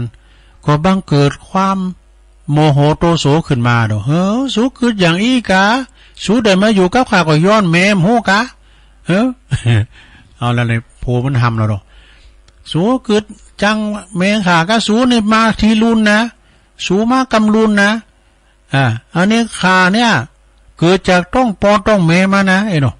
สูเป็นบุคคลที่2ที่3บ่เนาะจะไปมาจุมาสุยข้าได้ไล่ปอไล่แม่นะดีนะเนาะประมาณนั้นจึงมีวาจาบอกไปว่าพัดเถดูก่อนผู้ปิ้นภรรยามารดาของข้าเนี่ยจะแก่ชราจะได้เปิ้นก็ยังมีความหูซึกดีอยู่นะจะขับจะไหลหรือไปปราศจากเคหาหันว่าเป็นไปบ่ได้บ่สมควรแน่นอน บ่สมปึ้งโกนแน่นอนนะโดยของตัวของเจ้ายังเจริญอยู่นะถ้าว่าเจ้าเนี่ยสูมป้ออกป้อใจไปลงเฮินไปสูเอาหยามาติดเนื้อติดตัวมา ไปสูมาได้พัฒนาอะไรกันนะเจ้าบ่ชอบใจอยู่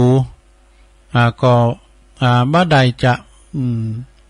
อยู่เมื่อใดก็ไปตามชอบใจของเจ้าเถิดเนี่ยอันนี้ในธรรมนะเจ้าตัวลุงเสริมไหนหรอถ้าอยู่เมื่อใดอยู่กับคุณถมได้ก็ไปสู้จะไปตามตั้งสู้ก็ไปนะตีจะหือเฮาครับไหลมารดาเนี่ยมันเป็นไปบ่ได้นะแม่พระเจ้าคินไผพระเจ้าคินมัน กันมีเปิ้นเฮาก็ไม่ได้เกิดออกมานะหันว่าบ่ได้ปีนั้นขาดเด้อจะไหลแม่ออกจากคุ้มจากโหจากฮ้อจากเฮ่อในนายน่ะสาตังสุตาภรรยาได้ฟังสามีแล้วก็โคตรเกลียดอย่างนั้นแล้วนะก็จึงคิดว่าเฮานี่นะเมมันคือใจว่าเฮานี่กันจะปิกป่านปิกจองไปอยู่กับปอกับแม่จะเป็นแม่ใหม่ด้วยแฟนเก่านี่มันมีแฟนเก่าเหรอด้วยแฟนเก่าที่บ้านนะจะมาดูถูกประมาททำแล้วกันเอาเฮานี่ก็อยู่กุ้มเท่าตายกันเนี่ยไปโพสทางบ้านเจ้าขี้ข้านบ้านเดียวกันนะถึงแม้เอาจะเมาเหล้าเนี่ยเอาไอ้หูชึกตัวอยู่แล้วใส่แล้วกันเนาะนางคือได้อย่างนั้นเนาะ คือว่ากันจะปิกไปบ้านไปจองก็จะปิ้นแม่ใหม่แฟนเก่าจะมาประมาททำแล้วเนี่ย บุรุษจะเกี่ยวพานหน้าบัดสีนะแฟนเก่าจะเกี่ยวพานหน้าบัดสีนางคิดดังนี้แล้วนางก็เลยจำปิ้นตามใจโผก็เลยเล่งแม่โผดีเหมือนดังเก่าดังเดิมนี่นางกลับใจแล้วนะตอนนี้นะเอกาทิวสังยังมีอยู่หันวันหนึ่งเนอะยังมีอยู่หันวันหนึ่งอุบาสกนี่ก็ไปฟังพระธรรมเทศนาในสำนักแห่งพระพุทธเจ้า พระพุทธเจ้ากำลังแสดงธรรมอยู่นั้นเพิ่นก็ไปฟังเนาะพระพุทธเจ้าจึงทรงตรัสถามว่าดูก่อนอุบาสกตันยังเลี้ยงมารดาของตันอยู่หรือมีความสุขอยู่หรือนะอุบาสกผู้นั้นก็จึงทูลซึ่งเหตุนั้นตั้งแต่9จนอวสานโอ้ข้าพเจ้านี่ก็อันได้พอดูแลมารดานะอย่างเป็นอย่างดีสมเด็จพระศาสดาจึงตรัสว่าดูก่อนอุบาสกในจาตนิตันยังบ่ได้เจอฟังกรรมภรรยาของตันเนี่ยแต่จาตก่อนเนี่ยตันเคยเจอฟังภรรยาของตันโอ้จาตแล้วนี่ แม่มันแป่รู้นะจึงครับลายเสียยังมันดาจึงครับลายเสียยังเสียจากบ้านแห่งตน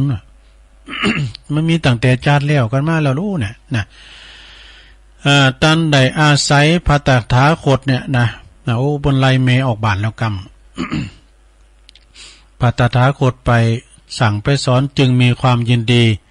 กับไปหับมารดามาเล่งดังเก่าเนี่ยชาติแล้วนะอันนี้ชาติแล้วนะสมเด็จพระพุทธเจ้าจึงทรงตรัสอริยสัจธรรม4ประการจบลงนะอุบาสกนั้นก็ได้สำเร็จโสดานะโสดาปฏิผลเป็นอริยบุคคลในพระศาสนาวะนิทานเรื่องนี้ก็ตุลุงได้มายิบยกมาจะได้หันว่าอานิสงส์ของการเล่งปอเล่งแม่เนี่ยมีผลอันใหญ่โลงเนอะนะมีผลอันใหญ่โลงก็เรื่องนี้ก็จบลงไปนะจบลงไปศรัทธาญาติโยมทั้งหลายอานิสงส์การเล่งปอเล่งแม่นี่อานิสงส์หนักนะโอมาตาปิตโลเนี่ยอาการสระเนาะเวลาปอแม่เฮาลุ่มหายตายจากไปกดตานขันเข่าหาเนื้อตานขันเข่าขันน้ำหาอีปออีแม่คือตึงหาเนาะเอาแหมกินทำอาหารนั่นได้ก่อนนี้ปอมักขนาดเนื้ออันนี้นะไอ้เนาะก็ทำไปแหมกินแหมว่าไปพูดนี่ก็วันห่างวันดาห่อหนึ่งห่อเนบกันเกมโตเกมใจไปวัดเดิน12นะเดิน12ปิงบางพงกดตานเบลตุเนี่ยก็เขาทยอยตานวันเดิน12วันฮือเนี่ยก็เดินปิงกดตานน้ำขันนี่ก็ได้ดูนะกันโลมนี่นะมีคนโทรมาถามตุมันมีขันเข้าขันเดียวแล้วเขาตานเนี่ยนะ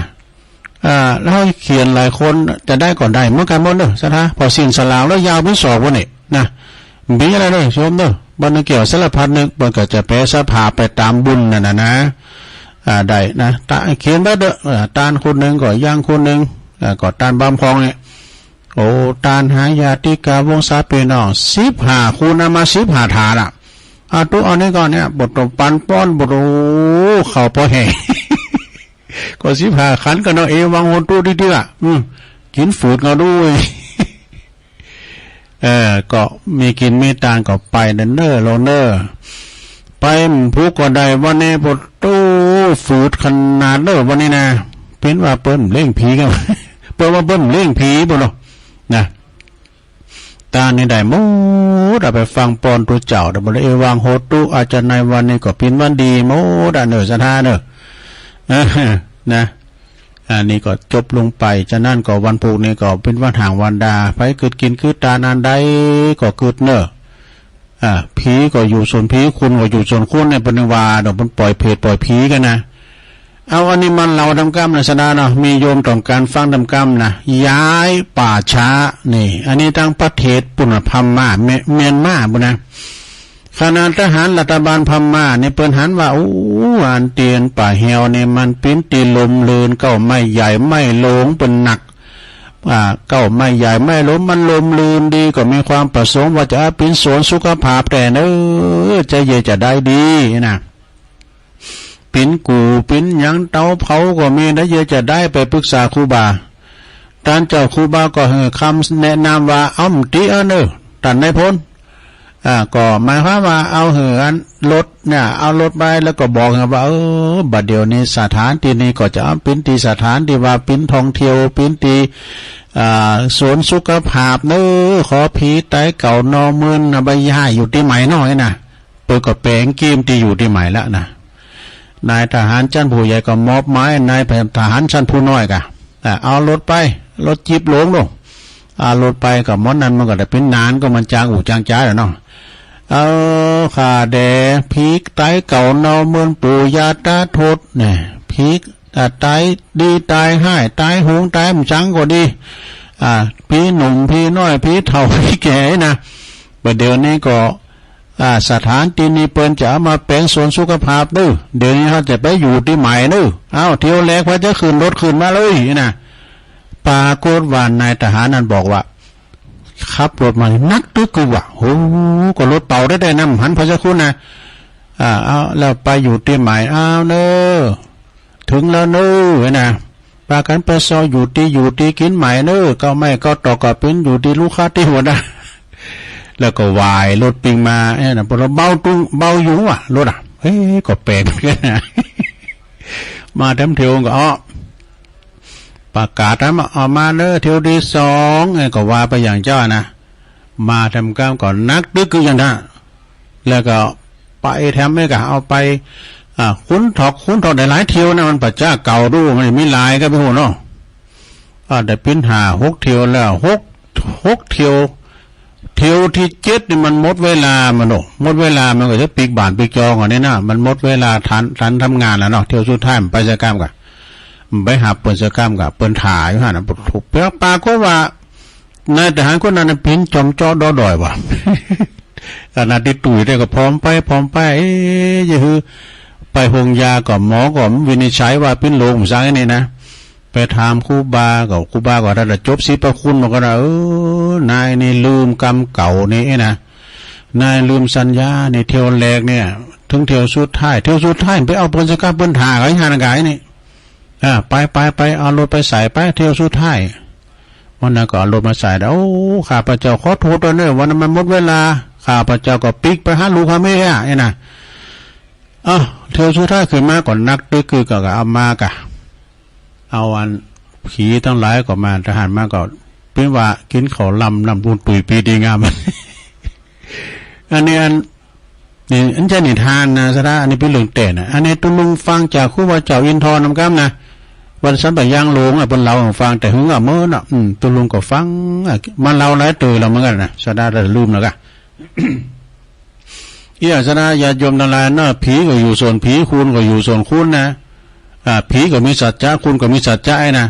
กัญญาวานกินแล้วตันแล้วจะเล่งเนอะนะล่ำเล่งกิจกรรมน้ำได้นะผีมันมีสัจจะเนอะจะเล่งนะแล้วห้องเล่งนะคือนะครับว่าเฮาจะเล่งเจ้าตีมเล่งกิจกรรมนะมันต้องไปเล่งเงี้ยเนาะสถานเนาะฉะนั้นก่อนในเวลาโอกาสที่ว่าเดือน12เนาะตานหายาติกาวง3ก่อนนี้กันเวลาว่าเดือน12ฟังพระอาจารย์เน้นหลักว่ากันเดือน12ปิ้งเนี่ยมันมีแถวหมาเห่าหมาหอนเนี่ยบ่ดึมรู้เฮิงกันปานไหนดูก่อนมันที่มีไฟฟ้าลูกเนาะถ้าจะมาแต่นะบ่เดี๋ยวนี้ก็มานะซะนะมันจะจู้นำมันก็มานะเนาะนะแต่มันก้านไฟฟ้าได้แต่เปิ้นมาหมันโตหรอก มาต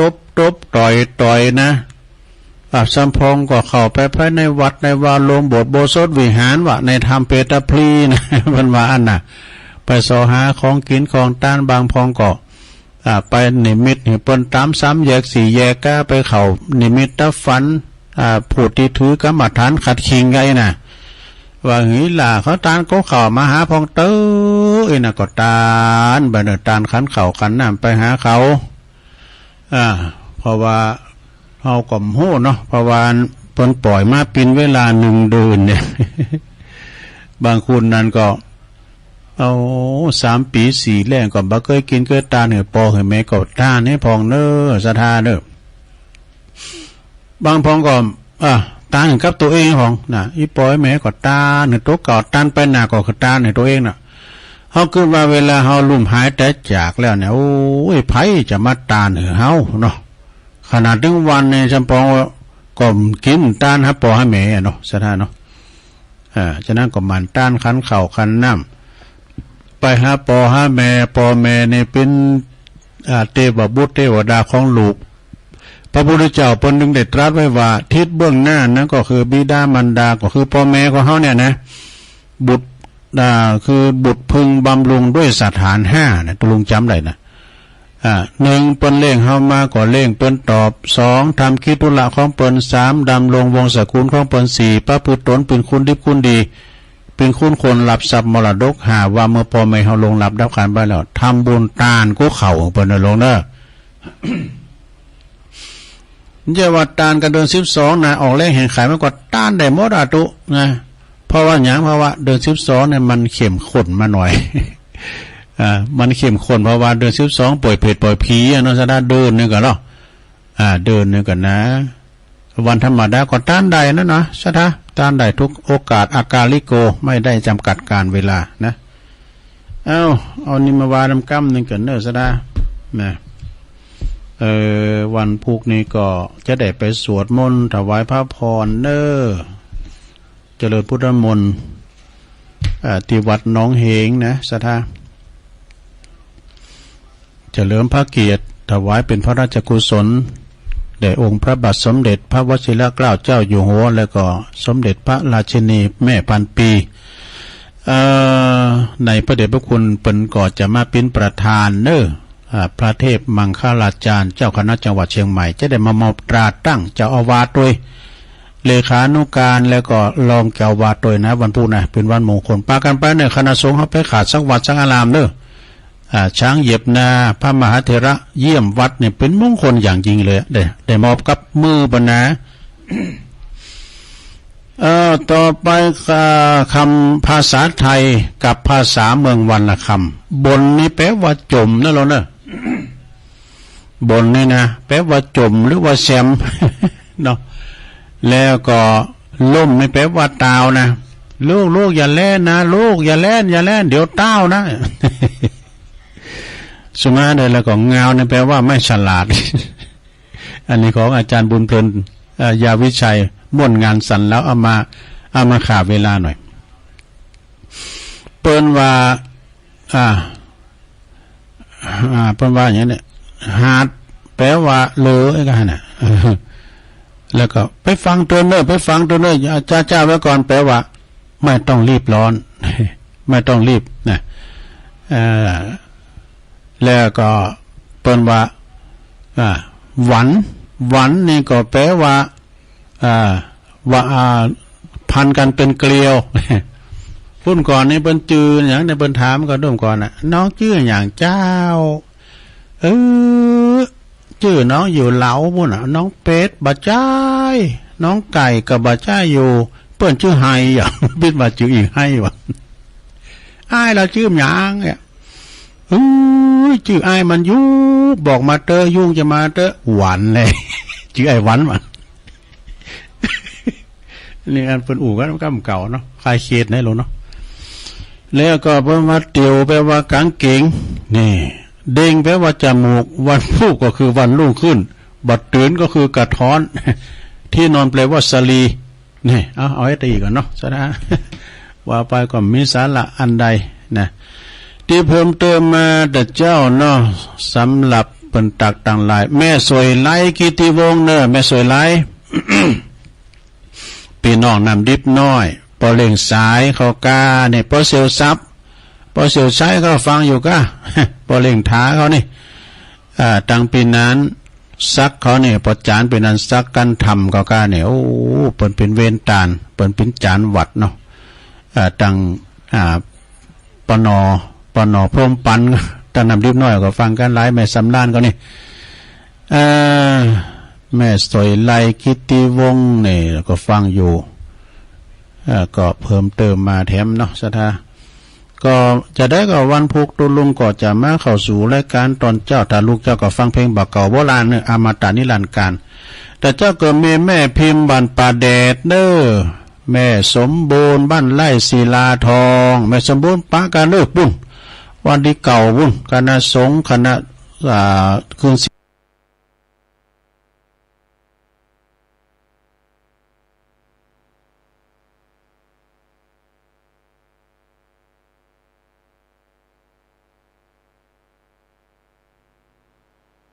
อย่างเนอเขากำยังไงปนมีมดอะปลามเชียนนี่นะแม่อุ้ยอินจากแม่สาบเสมิงเนาะแม่น้อยต้าโทกลำปางแม่สุทัศน์ดีมูลนะแสนพรมทุ่งปีจากแม่วางแล้วก็แม่น้อยอุตุดีบ้านไร่ศิลาทองบ้านไร่นาน้อยเนี่ยสมมติบ้านไร่นาน้อยแล้วก็แม่อัมพายกองราชจากแม่คือดอยสะเก็ดนี่เอาละตุลุงจะเปิดแถมรอบนี่นะรอบสองนี่ไผ่โทมแต่ก็โทรรอบสองเพราะว่ารอบสองนี่สายจะห่างหน่อยเด้อเจ้าได้เก่าสายตอนนี้เปิดโอกาสสถาได้โทรมาในรอบสอง0899556506นะเจริญปอน เจ้าไว้สัตว์เจ้าท่านนั้นเนาะแม่จันสีเนาะเจ้าฟังอยู่เนื้อชัดเจนนี่เนาะเป็นกำลังใจคือเนื้อสาธุสาธุแจ้งหัวลินเจ้าแจ้งหัวลินเจริญปอนติดแล้วเจริญปอนโอ้หลวงพ่อกฤษว่าถวายความเคารพหลวงพ่อครับสมุทรสงครามตกปล่อยๆที่นี่ตกจิ๊กๆอ่ะพูดเก่งนะอาจารย์เนาะหลวงพ่อกฤษฝนตกสิอาจารย์พูดเก่งได้หลายอย่างภาคใต้ก็ได้ภาคกลางก็ได้ภาคเหนือก็ได้หลายภาคนะขมุก็ได้เหมือนกันนะไปสหรัฐบ้างเลยเนี่ยฝนตกไหมหลวงพ่อครับเราเมื่อข้าเวลาให้หน่อยจะได้พักผ่อนมั่งครับผมฝนตกที่เปล่าไม่ตอนนี้ไม่มีครับตอนนี้เปล่งแดดแจ้งอยู่ตอนนี้ไม่มีครับผมถวายความเคารพหลวงพ่อเด้อครับหลวงพ่อกฤษพุทธอุทยานปางโมกเจริญปอนว่าพระเจ้าตุงแม่นางอ้วนเนาะเจ้าอันนี้เป็นอยู่ร่องกองเข่าสันกำแพงเจ้าชัดเจนนิดหน่อยไหมเนาะเจ้าชัดเจนดีอย่างเจ้าเลยดีแล้วเนอะขอบคุณหลายๆเนอะอนุโมทนาบุญกรรมบุญจูสู806เจริญปอนมาสการจ้าพ่อหนูนี่แม่นหยังแม่นหยังจำได้จ้าชัดเจนดีเนาะแม่เนาะแม่บัวไข่นะแม่บัวไข่เจริญปอนเนอะสาธุสาธุแม่บัวไข่บ้านเนี่ยก็บ้านโถงหัวจ้าโถโคจ้างเนาะโถโคจ้างลำปางรอพอลำปางขอบคุณหลายๆนี่แม่เด้อสาธุ0899556506เจริญปอนตุลุงขอถามหน่อยได้กว่าเจ้าแม่บวันที่8นี่พระครูอภิวัตจะมาเทศน์สอนทรายกับเจ้าบ่ฮู้เด้อตุลุงกับฮู้ก็เปิ้นก็ได้ยินทั้งเพจนิมนต์จะธรรมะบรรยายที่วัดบ้านต้อนะปานลานถามเปิ้นกันเด้อตุลุงกับฮู้นะเปิ้นบอกออกรายการน่ะยังแม่ก็เลยมาได้ถามตุลุงเนี่ยจ้ะหรือว่านามเปิ้นมือกับแม่น่ะกะเนาะแม่น่ะเนาะเจ้ากลับไปตาตุลุงนะเจ้าเจริญปอนเจ้าไว้สาเจ้าแม่บุญปานะเจ้าแม่บุญปันจากศพเตี้ยมาแล้วต้องอยู่ศพเตี้ยติดมันติดแบบการกรรมเจ้าเจ้าก็มากรรมกันเนาะหันแวบกรรมไปมัน2 หาฝุ่นโต๊ะแม่บุญปันตะบุญน่ะเจ้าโต๊ะฟ้าบรรดาตั้งใจพระเจ้านั่นน่ะก็มัน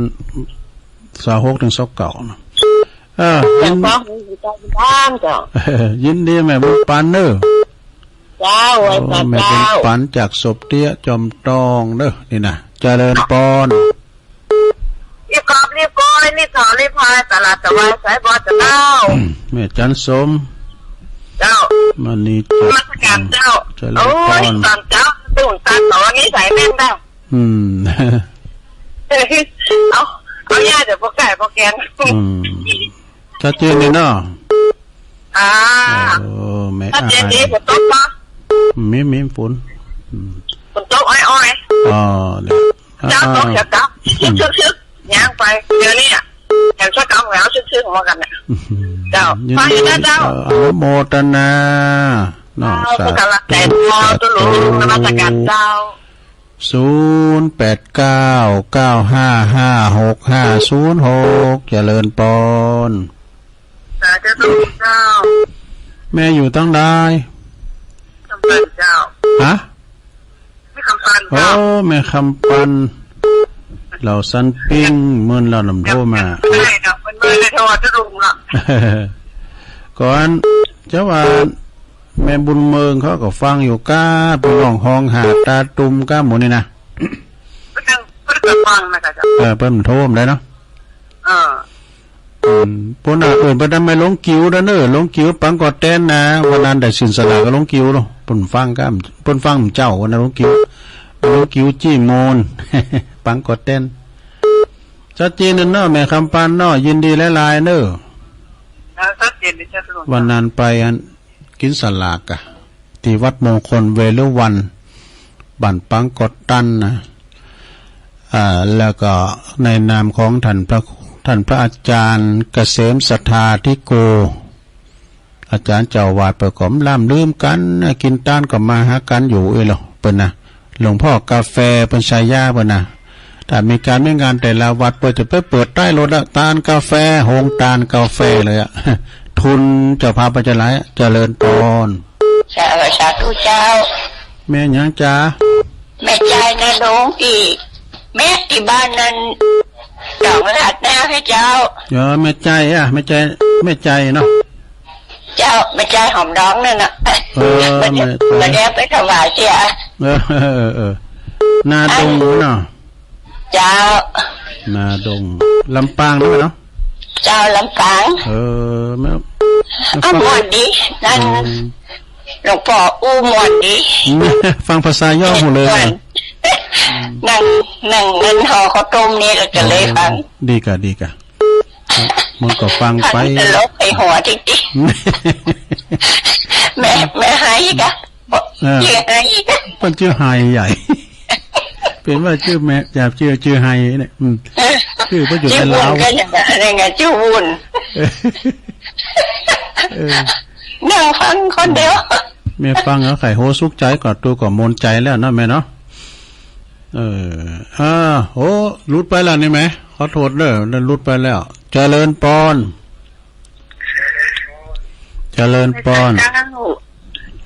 ติดแล้วแม่อยู่ไหนอยู่ไหนดีฮะชัดเจนดีเนาะเจ้าสันชัดเจนเจ้าสันไส้แม่โจเนาะสันไส้ยินดีนะแม่เนอสาธุไม่สิพันกะจะไม่สิพันไม่ได้สักเทื่อเนาะชัดเจนนี่เนาะยินดีนะแม่สิพันเนอจากแม่โจมกแม่โจนะคะสถานีมกแม่โจ้นะประดังพี่น้องแม่แก้ดน้อยเด้อเนอะแม่แก้ดหลงแม่แก้ดน้อยนะโยมเขาที่เป็นปุ่นเป็นมาตานันตีนะวันถวายเพลเนี่ยปักตั้งแกเลยต่างงานแม่แก้ดน้อยไงโพสไปต่างป่านมาตัวกันบั่นสันทราย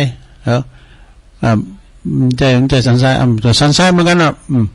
บ้านของโยมสมพรเขาน่ะปิติมเขากันเนาะปลาล้านปลาล้านว่าปลาเมิดปลาล้านแม่บปลาเมิดนะว่าพวกก็ฟังกันอยู่เอาแถมสายหนึ่งเจริญปอนเจ้าฝากไว้สาเจ้าสุลุงอันนี้แม่ปราณีแน่นอนอ่ะเนาะปราณีมันจักมันนี่จรลืมไปแม่จันจมเนี่ยมันอันนี้มแม่มาดอยขี้เล็กเนาะชัดเจนเดียวแม่มาขี้เล็กมาขี้เล็กแต่งานดอยขี้เล็ก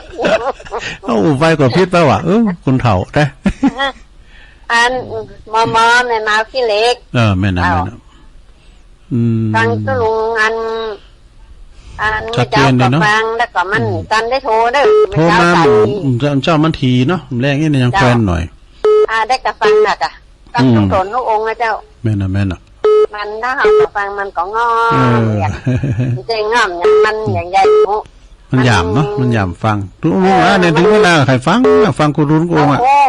เขาหัวตนนั่นหน่อยหัวตนนั่นหน่อยอ่ะหนูมันหวานดีรู้แต่กะเจ้าการไม่สารเนี่ยยินดีหลายๆเนอะเป็นน้องฟางมาแล้วเจริญปอนจากฝังแล้วไปทางใด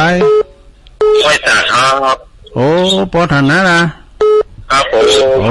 จากฝังแต่มาผงเป้าตั้งมาโคแทนก็รู้เนี่ยกับวันนี้ครับวันนี้จะตั้งของท่านพระครูวัดผงเป้าครับผมเลยพระครูแล้วเนาะผงเป้าเนาะครับผมวัดจากกูเลยปรีเมืองแก้วครับผม อย่างมาประเดี๋ยวป้องวันเสาร์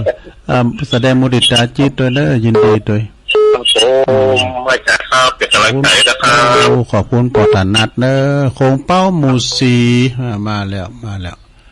เจริญปอนไม่ทราบเจ้าตรุงแม่จันเลื่อนใสมาแล้วคุณยายจันไปไหนก็ฟังวิทยุเองนะอากะฟังไปแก่งอมแก่เงาไปน่ะนะวิ่งตาการชัดเจนดีเนอะตรุงชัดเจนแน่นอนประเด็นทำมาคุยกันไปประชุมโดยสกิดจ้ะไปถึงงานหักหูสาธุกะปนมาครับหลวงพ่อบนดอยเนี่ยไป2 ตนน่ะเลขากับมันเพิ่นไปเดินกันยังแค่หน่อยลูกพร้อมเลยเอารถออกการประชุมที่นี่ก็ท่านประครูบรรรถมาหับเอาพอไปนั่นไปกันเดียวก็ประหยัดน้ำมันประหยัดน้ำมันถึงไปตัวกันนี่ปีขำบุญนะจ๊ะวันนั้นยังมาเดี๋ยวนี้ยังปีกมาถึงเดี๋ยวนะประชุมตอนบ่ายขำบอกก้าปุ๊กกับวันหอนั่นก็ย่างมาหลายวันแล้วก็เดือนเจ้าฮิตกมาหน่อยไงน้อยเดียวเหมือนพรมน้ำมันแม่น่ะเจ้านี่ก่อนใครของข้าวหรอปอควายตุลุงวางกินคำข้าวนะนั่นก็พวกเจ้านี่ตุลุงเข่ากับพวกนี้รายการตุลุงอ่ะเนาะคัดซุปเสาใจฟังนั่นกับพวกก็ฟังเจ้าก็ฟังเพลงไปตื่นเจ้าก็เป็นเพลงเก่าก็มนนะเก่ากูหลาเว้งพิงสมัยแม่จันเป็นสาวยินดีเนอะไว้อาจารย์โมทนานะแม่เด้อสาธุเอกะแม่นนี่กะนักร้องเจริญปอนภาษาเจ้าตรูนี่ตอนได้ก็ทำตับเตาเจ้าแม่บัวผันเนาะแม่บัวผันไปจับเบอร์ว่ะแต่ปีแล้วนี่ยังจำเบอร์ว่ะแต่ไม่ได้จำหอมเมมตัวถ้ำตับเตาฟังแต่เจ้ามาแล้วเนอะใช้ประการไหมเนาะเจ้ากับภาษาเจ้าปอนอยู่ดีมีสุขสาธุทำสาย1742เจริญปอนนักการเจ้าทุลุงเราตั้งใดฮะลำปางเจ้าลำปางไม่ลำปางเนาะเจ้าไม่สีเจ้าไม่สีลำปางชัดเจนเนี่ยนะแม่เนาะเจ้าเดี๋ยวว่าฟังบุญญาวาดดีแล้วชัดเจนดียินดีนะแม่เนอไม่สีเนอจากลำปางแล้วไปทางใด0899556506เอาทำสายนะบีก่อนถ้าไม่ได้ดูลุงก็ลารายการก่อนเนาะเดี๋ยว4 สายกันเนอะวันนี้นะก็แม่จันศรีสุขาชงสุดท้ายเนี่ยนะจากแก่งโฮลินฟางเด้อหลวงพ่อกฤษนะพุทธอุทยานปางโมดเชียงดาวแม่นางอ้วนล่องกองเข่าเนอะแม่โบไขท่าโทกโทกหัวช้างนะลำปางเนาะแล้วก็แม่บัวบุญจากป่าล้านสันทรายแม่บุญปันศพเตี้ยเนอะแม่บุญปันศพเตี้ยจอมตองแม่จันสมมานีจากแม่อายหลังกัดแม่สาวแม่คำปันพี่น้องเหล่าแซนปิงบันเลินแม่ใจแล้วหอมดองนาดงลำปางนะแล้วก็แม่สีพันจากสันทรายดอยสะเก็ดสันทรายเนาะแม่ปราณีมณีจรมแม่แม่เมาขีดเล็กนะปอฐานัดขวงเปาหมู่4แม่จันเลือนใสจากเวงตาการเนี่ยแม่บัวผันจากถ้ำตับเตาชัยประการสุดท้ายแม่สีจากลำปางดู